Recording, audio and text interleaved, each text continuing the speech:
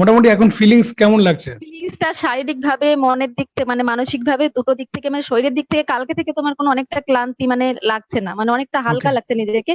Yes. আর মানসিক দিক থেকেও অনেকটা হালকা লাগছে। Good evening sir. Very good evening. বলুন। হ্যাঁ স্যার, প্রথম দিকে আমি আজকে একটু মানে অন্যমনস্ক ছিলাম সারাদিন, হুম। বাড়ির মানে নিজের কারণের জন্য।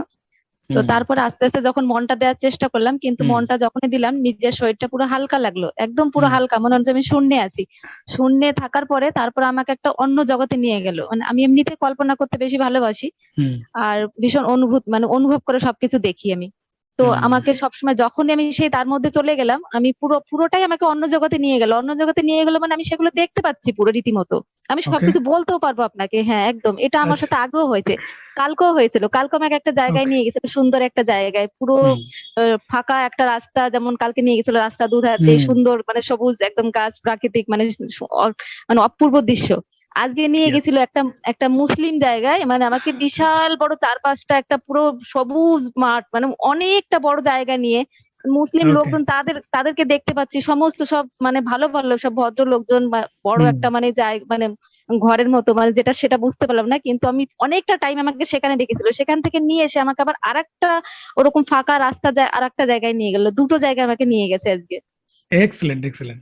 মোটামুটি এখন ফিলিংস কেমন লাগছে? ফিলিংসটা শারীরিক ভাবে, মনের দিক থেকে, মানে মানসিক ভাবে, দুটো দিক থেকে, মানে শরীরের দিক থেকে কালকে থেকে তোমার কোনো অনেকটা ক্লান্তি মানে লাগছে না, মানে অনেকটা ওকে। হালকা লাগছে নিজেকে। ইয়েস। আর মানসিক দিক থেকেও অনেকটা হালকা লাগছে। তখন আমি সবসময় স্যার থাকি একটা নেগেটিভের মধ্যে, মানে নেগেটিভ হুম।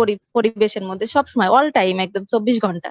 হুম। তো সেই থেকে আমি মানে বেরোনোর চেষ্টা করছি সবসময়।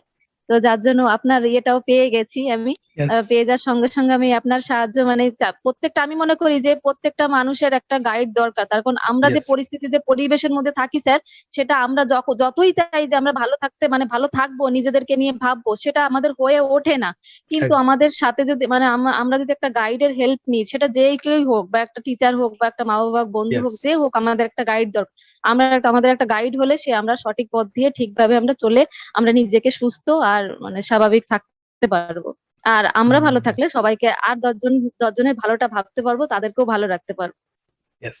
Very good expression. Excellent. Most thank you welcome. Sir. Most welcome. Excellent. আপনি যদি কোনো প্রকার শারীরিক বা মানসিক অসুবিধা অনুভব করেন তাহলে অবশ্যই আমার সঙ্গে যুক্ত থাকার চেষ্টা করুন এবং আমার ক্লাসে জয়েন করুন, এবং আপনার সঙ্গে দেখা হচ্ছে ক্লাসে। নমস্কার।